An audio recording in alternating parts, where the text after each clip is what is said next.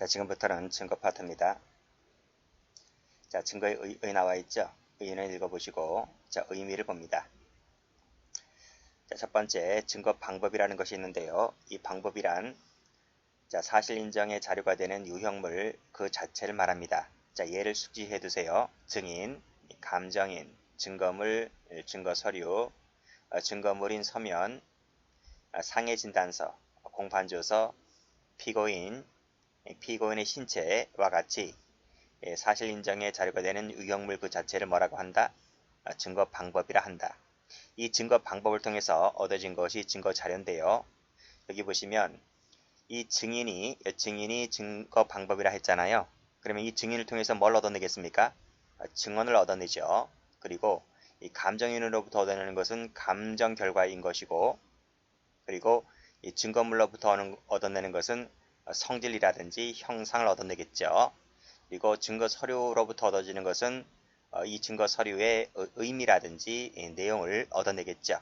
그리고 피고인으로부터 얻어내는 것은 자백을 얻어낼 겁니다. 이런 것이 전부 다 뭐다?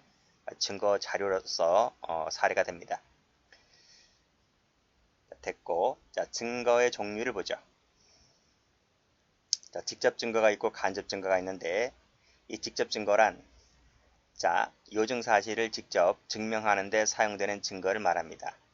피고인의 자백이라든지 범죄 현장을 목격한 증인의 증언이라든지 이런 자백과 증언 같은 경우를 우리가 직접 증거라 합니다.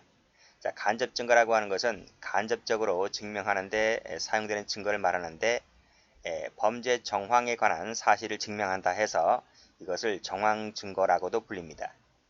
그 예를 보면, 자, 범죄 현장에서 채취된 피고인의 이 지문이라든지 그리고 피해자의 혈흔이라든지 상해 결과에 있어서 이 상해 진단서라든지 이런 것들이 이제 간접 증거의 사례가 되죠. 요 상해 진단서 있죠? 이 상해 진단서는 뒤에 판례가 나오겠지만 기출된 적이 있습니다. 자, 그래서 요 예를 한번 체크해 하시고요. 숙지해 두세요. 지문 동그라미 치시고, 혈흔 동그라미 치시고, 진단서 동그라미 치시고, 이것은 직접 증거가 아니라 간접 증거에 속한다. 숙지해 두세요. 자, 판례 나와 있습니다. 자, 다음 페이지 가보시면 판례 나와 있죠? 빨간 펜으로 상해 진단서 동그라미. 그렇죠? 마지막 줄에 뭐라고 되어 있습니까? 직접 증명하는 증거가 되기에는 부족하다. 그 말은 아하, 간접 증거다 이 뜻입니다. 아시겠죠? 자, 양자와의 관계. 자, 직접 증거와 간접 증거는 이 요증사실이라 하는 것은 증명을 요한다는 거거든요. 증명을 요한다는 그 사실과의 관계에 있어서의 구별이다 하는 것입니다. 그래서 동그라미 2번은 그냥 읽어보시고 동그라미 3번 체크하세요. 자, 이 직접 증거와 간접 증거의 구별은 증거 법정주의에서 의미가 있었다. 옛날에는. 그렇지만은 끊고 현행법 같은 경우에는 증거의 증명력을 법관의 자유 판단에 의존하는 이 자유심증주의를 채택하고 있기 때문에 어디가? 현행법이. 그래서 직접 증거와 간접 증거 간의 증명력에 우열이 없다는 것입니다. 그래서 판사가 봤을 때 직접 증거를 배척하고 간접 증거를 채택할 수가 있고요. 아니면 직접 증거를 채택하고 간접 증거를 배척할 수가 있는 거예요. 그건 어디까지나 누구 재량이다? 법관의 재량이다 이 뜻입니다. 됐고, 자, 밑에 판례 가보자. 자, 판례 보시게 되면, 자, 유죄의 심증은 직접 증거 또는 간접 증거에 의해서 형성되어도 된다. 그쵸? 자유심증주의를 채택하고 있기 때문에 그래요. 자, 밑에도 요 간접 증거 나와 있죠? 개별적, 고립적으로 평가한 다음은 틀립니다. X. 자, 모든 관점에서 빠짐없이 상호 관련시켜서 종합적으로 평가한다. 그리고 치밀하고 모순 없는 논증을 거친다는 것까지 숙지해 두세요. 기출 많이 되었습니다. 자, 밑에도 간접 증거 나와 있죠? 개별적으로는 증명력을 가지지 못한다 할지라도 종합적으로 평가해 봤을 때 증명력이 있다는 것으로 판단된다면 얼마든지 이 간접 증거도 범죄 사실을 인정할 수가 있다고 봤습니다. 자, 올라가서 여기 종합적 동그라미 쳐보시고요. 그리고 치밀하고 모순 없는 논증을 거친다는 것까지 다시 한번 숙지해 두시고,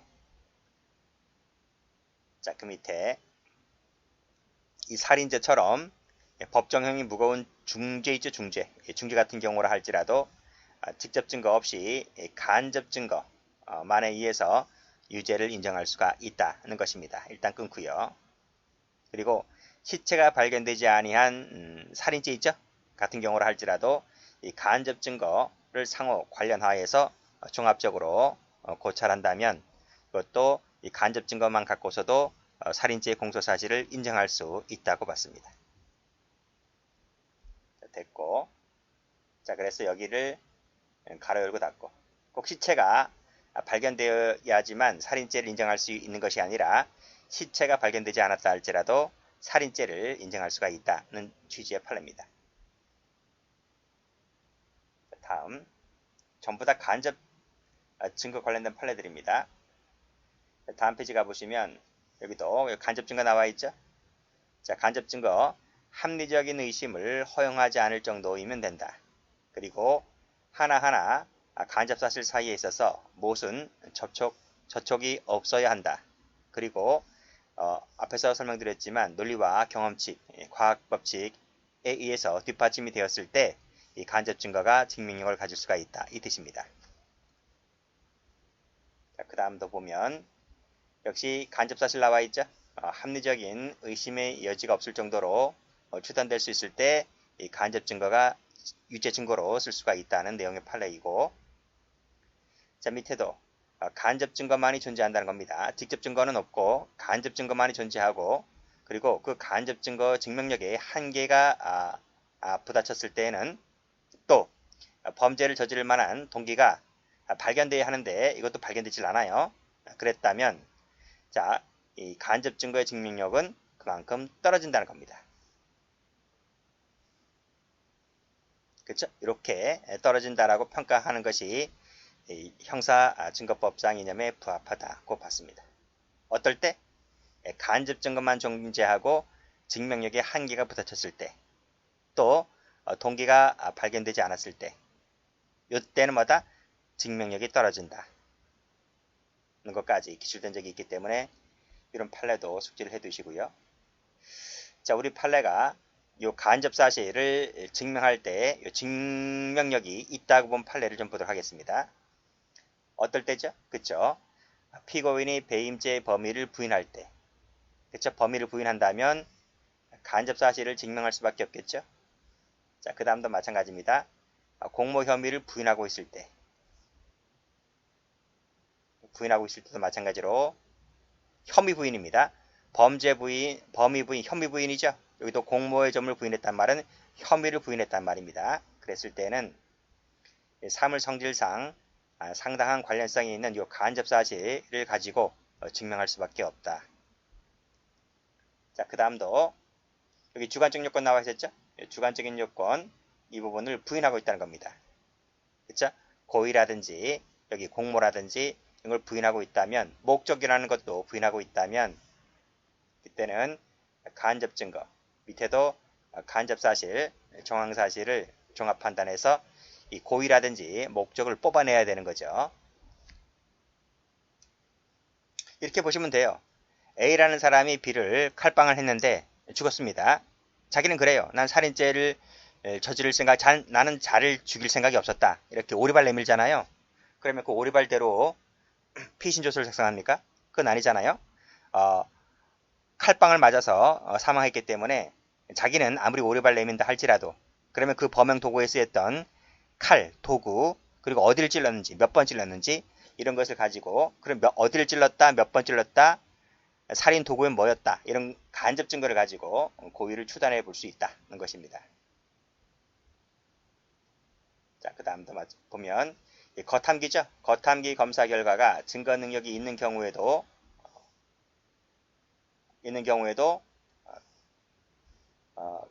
검사를 받는 사람의 진술의 신빙성을 가늠하는 정황 증거로서 기능을 할 수가 있다는 것입니다.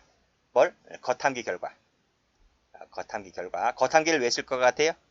피고인이 범위를 부인하니까 겉함기 쓰는 거예요. 그쵸? 그래서 그 겉함기를 써서 얻어진 결과, 이 결과물을 가지고 간접 증거로 쓸 수 있다는 얘기입니다. 됐고, 그 다음, 자, 피해자의 진술이 유일합니다. 그랬을 때, 피해자 진술이 유일하다 했을 때, 피고인의 진술이 합리성이 없어. 그리고 그 자체가 모순되어 있어. 그래서 피고인의 말은 믿을 수가 없어. 그랬을 때 뭐다? 그랬을 때 역시 간접 증거를 쓸 수 있다는 얘기입니다. 자, 남녀간의 정사도 이 정사 동그라미 쳐볼게요. 이 정사 얘기인데 강간이나 간통, 강제추행, 업무상 위력 등에 의한 간음 성범죄죠. 그렇죠? 그랬을 때 이 성범죄 같은 경우에 있어서 물적 증거, 직접적인 목격 증인 등의 증언을 기대할 수 어려운 그런 사정이 있을 수도 있죠. 그쵸? 왜요? 정사니까. 밀실에서 하는 거잖아. 밀실에서 하다 보니까 뭐 목격자라든지 증인 이런 부분이 좀 어려울 거예요. 그랬을 때에는 밑에 피해자의 범해 전말에 관련된 증언을 토대로 하여 전후 사정에 관련된 재반 사정을 종합해서 이런 것들이 다 뭐가 됩니까? 피해자의 피해 전말에 관련된 증언들이 간접 증거가 될 수 있다는 겁니다. 그래서 피해자의 피해 전말 자체를 간접 증거로 하여 유죄 증거로 쓸 수 있다 이 뜻입니다. 어떨 때? 남녀 간의 정사 둘만이 있는 공간에서 발생된 강간, 성범죄 같은 경우가 그렇다는 것입니다. 자, 그렇게 정리를 해두시고, 자, 간접 사실 증명으로도 유죄 증거로 쓸 수 없는 부분 보겠습니다. 자, 범죄 사실에 대해서 뚜렷한 확증이 없어요. 확증이 없다면 직접 증거로도 간접 증거로도 유죄 증거로 쓸 수가 없겠죠. 만약에 썼다면 체증 법칙을 위배했다고 보았습니다. 또 밑에도 보시게 되면 직접 증거도 없고 뭐 간접 증거도 없어요. 그치? 종합해 보더라도 이게 부족해. 그치? 직접 증거는 아예 없고 간접 증거는 있긴 있는데 공소 사실을 뒷받침하기에 부족하다고 하면 또 피고인 진술의 신빙성이 부족하다는 점을 더해 보아도 이것은 합리적인 의심 여지 없이 공소 사실을 유죄로 판단할 수는 없는 것이다. 어쨌든 증거로 못 쓴다 이 뜻입니다. 자, 그렇게 정리해 두시고 별표되어 있는 것들은 다 기출되었다 이렇게 보면 됩니다.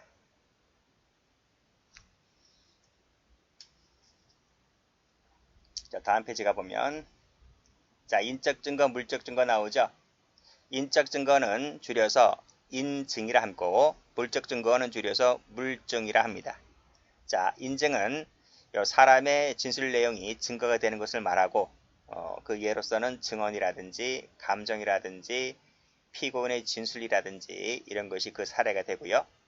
물적 증거, 물증의 사례로서는 흉기라든지 작물이라든지 위조문서, 그 다음 무고죄에서 무고장이라든지 지문이라든지 이런 것들이 그 예가 됩니다. 서증이라는 것도 있거든요. 서증. 이 서자가 글 서자잖아. 그치? 그래서 서면이 증거가 되는 것을 서증이라 합니다. 그래서 이 서증에는 두 가지가 있는데 하나가 증거 서류라는 게 있고요. 또 하나가 증거물인 서면이라는 게 있어요. 이 증거물인 서면의 예로서는 협박문서, 위조문서 등등이 있다. 뭐 허위 고소장 등등 쭉 나오는데 협박문서, 위조문서가 대표적인 것이다. 이렇게 보시면 되겠습니다. 자, 그러면 이 증거 서류와 증거물인 서면을 어떻게 구별할래? 라는 거죠. 이 구별 실익 체크 한번 해볼까요? 자, 이 고지 방식에 있어서 증거 조사 방식에 있어서 약간 차이가 있습니다. 이 증거 서류 같은 경우는 낭독 또는 내용 고지 방식에 의해서 하지만 증거물인 서면은 낭독 이외의 제시까지 요합니다. 그래서 약간 차이가 있다는 것 법조문에 나중에 다 나와 있을 겁니다. 됐고 판례 나와 있죠. 판례 증거물인 서면을 조사하기 위해서는 방금 읽었잖아. 낭독, 내용고지, 열람, 방식에 따라서 그리고 제시 나와있지? 제시 절차가 함께 이루어져야 한다. 또 원칙적으로 증거 신청인으로 하여금 그 서면을 여기 제시하면서 낭독하거나 내용을 고지 열람하는 방식으로 해야 된다라고 하고 있습니다. 그래서 이 증거물인 서면 조사 방식 다시 한번 봐두시고요. 자, 증거 서류 나와 있죠? 증거 서류 같은 경우에는 전문 법칙이 적용이 됩니다. 그렇지만 끊고 증거물인 서면 나와 있죠? 여기는 전문 법칙이 적용되지가 않습니다. 않아요. 증거물의 예에 따라서 하면 되는 것이지 전문 법칙이 적용되지 않는다. 그래서 이 전문 법칙 적용법에 있어서도 차이가 있습니다. 그래서 구별 실익에서 요 기억하고 그리고 니은 두 가지 알아두세요. 여기 판례 나와 있네. 판례. 여기 수표가 뭐다? 수표는 증거물인 서면에 해당되는 것이다. 증거물인 서면 같은 경우 에서 뭐라 그랬습니까? 여기 전문법칙이 적용되지 않는다고 했죠. 따라서 밑에도 보시게 되면 전문법칙 밑줄 그으시고 X.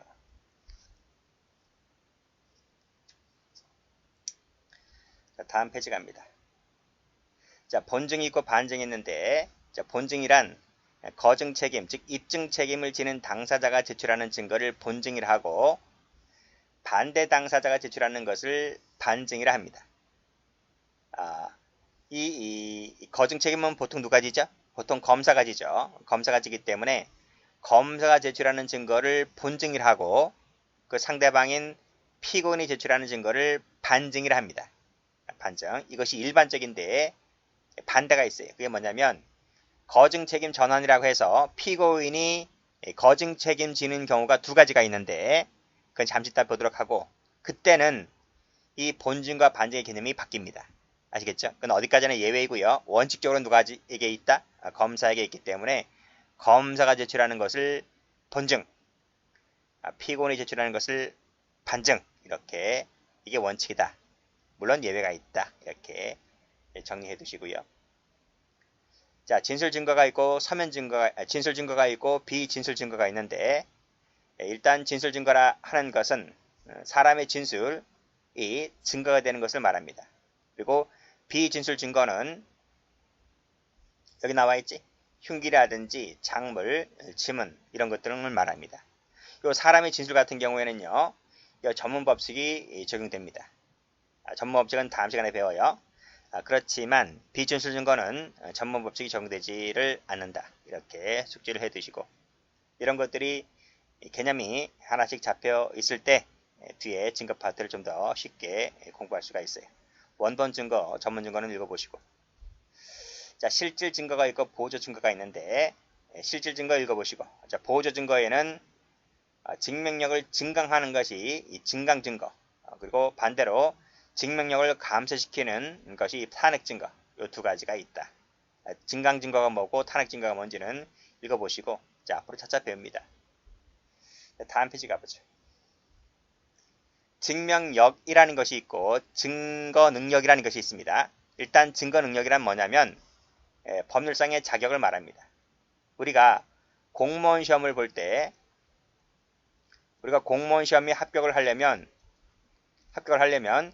1차로서 필기시험을 봐야 돼요. 이 필기시험이 합격이 되어야 2차 시험인 면접시험에 응시를 할 수가 있어요. 그쵸? 이 필기시험에 합격했다. 이 합격했다라고 하는 것이 바로 뭐다? 소송법에서 말하는 증거능력이 구비가 된 거예요.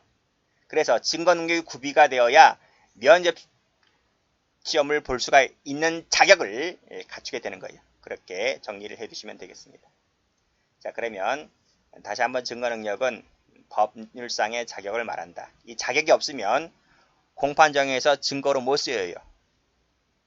그래서 이 관련 법칙이 있는데 요걸 좀 알아두세요. 1번 체크, 2번 체크. 자, 사실 인정은 증거에 의하여야 한다. 즉 범죄 사실 인정은 증거에 의하여야 한다고 해서 우리 형사법은 증거 재판주의를 취하고 있습니다. 그렇죠? 이 증거가 되려면 자백 배제 법칙. 이게 뭐냐면 뒤에서 배우겠지만 피고인이 자백을 하잖아. 그 자백이 고문 등으로 인해서 얻어진 것이면 증거로 못 쓰여요. 그쵸? 경찰이 또는 검찰이 고문을 해서 얻어진 자백은 자백이 아닌 거야. 그건 증거가 될 수가 없는 거야. 또 위법하게 수집된 증거도 증거로 못 쓰여요. 이런 것들은 다 불법이기 때문에 증거 능력이 없어. 무슨 말인지 아시죠? 그래서 증거 능력이 없기 때문에 1차 시험에 합격을 해도 면접실에서 면접을 못 본단 말이에요. 아시겠죠? 그런 것입니다. 이런 것들은 짤 없이 예외 없이 무조건 증거로 못 쓴다라고 해서 절대적 제한이다. 이렇게 보고 있습니다. 이건 안 된단 말이죠. 그쵸? 반면에 전문 법칙이 뭐냐면 전해 들은 얘기입니다. 누구로부터 전해 들었다는 거지. 이 전문 법칙은 역시 마찬가지로 증거로 못 쓰여요. 못 쓰는데 예외가 있습니다. 311조부터 316조까지 법에 규정된 일정한 요건을 구비하면 증거를 쓸 수가 있어요. 그래서 원칙으로는 안 되는데 예외로는 된다. 이겁니다. 그래서 이런 것들이 전부 다 이 증거 능력과 관련된 법칙이다 하는 거예요. 그래서 이 증거 능력 관련된 법칙으로서 다시 한번 말씀드리면 여기 증거재판주의, 자백 배제 법칙, 위법 수집 증거 배제 법칙 줄여서 위수증이라 합니다. 전문 법칙, 지금 색깔 4개 칠했습니다. 이런 것들은 전부 다 뭐와 관련되어 있다? 증거 능력과 관련되어 있는 것이다 하는 것을 알아두시고 기출문제집 가면 나와 있을 겁니다. 자, 두 번째, 증명력이라는 것이 있다 그랬죠? 그쵸? 자, 여기서 증거 능력이 인정됐습니다. 즉, 이 증거 능력이 자백 배제 법칙, 즉 자백이 고문으로 얻어진 것이 아니야. 위법하게 얻어진 것이 아니야. 즉 적법하게 얻어진 것이란 말입니다. 그럼 증거 능력이 있는 거죠. 증거 능력이 있으면 증거를 쓰면 되는데 그걸 쓸까 말까? 몇 점을 줄까? 면접관이 저 필기시험 붙어서 온 사람 저 수험생에게 내가 점수를 몇 점을 줄까? 그건 면접관 마음이잖아요. 그렇잖아요. 100점 줄 수 있고 70점 줄 수 있고 50점 줄 수 있고 그게 증명력이라는 겁니다. 누가 매겨? 법관이 매기지. 법관이 점수를 매긴다는 거예요. 그게 증명력이야. 몇 점을 줄까? 이겁니다. 그래서 증거 능력이 있다는 것을 전제로 하여 있다면 증거에게 몇 점을 매길까? 실질적 가치를 뭐라 한다? 증명력인데 그 몇 점 줄까라고 하는 것은 법관에게 맡긴다는 거죠. 그래서 이것을 자유심증주의다 하는 것입니다. 이렇게 보시면 되고 따라서 법관의 자유심증이 있기 때문에 증거 능력이 있다 해서 언제나 증명력이 있다고 볼 수는 없는 거죠. 왜냐하면 법관이 빵점 줄 수도 있는 것이니까요. 그렇죠? 그렇게 보시면 됩니다. 자, 판례도 보시면 자, 증거 능력이 인정되는 증거라도 이 증명력의 문제는 몇 점 줄까 하는 문제는 법관의 자유심증에 맡겨져 있다라고 해서 자유심증주의를 취하고 있음을 말해주고 있습니다. 이 자유심증주의와 증명력과 관련되어 있는 법칙이 있는데 지금 말씀드린 대로 1번 체크, 2번 체크. 뭐라고요? 그렇지, 자유심증주의란 말이죠. 또 하나가 뭐냐면 자백 보강 법칙이라는 것도 있습니다. 즉 자백이 유일합니다. 그 피고인의 자백이 유일하면 근데 그 유일한 자백이 불리한 자백이야. 그러면 역시 유죄 증거로 못 씁니다. 그쵸? 못 써요. 그래서 별도의 보강 증거가 없는 이상 그 불리한 유일한 자백은 증거로 못 쓴다. 그래서 별도로 보강 법칙을 거쳐야 됩니다. 이것도 뭐다? 증명력과 관련되는 것이다. 그리고 공판조소의 배타적 증명력이라는 부분도 배우는데 이것은 뭐냐면 공판조소에 기재됐잖아요. 공판조서, 즉 법관 앞에서 작성된 것입니다. 라고 하는 것은 그 조서만 갖고서도 100% 증명력을 부여합니다. 그래서 이것은 자유심증주의를 제한하는 거죠. 제한하는 것. 이 두 가지는 자유심증주의를 제한하는 예외적 사유다. 이렇게 정리하시면 되겠고 그래서 여기 색깔 칠해 보면 여기하고 여기 이 세 가지죠. 이 세 가지는 뭐와 관련되어 있다? 증명력과 관련되어 있는 것이지 증거 능력과 관련되어 있는 것이 아닙니다. 그래서 헷갈리지 마세요. 다시 한번 올라가 보시면 요 네 가지는 증거 능력과 관련되어 있는 것이고 밑에 세 가지는 증명력과 관련되는 것이다. 그렇게 해서 정리해 주시면 되겠습니다.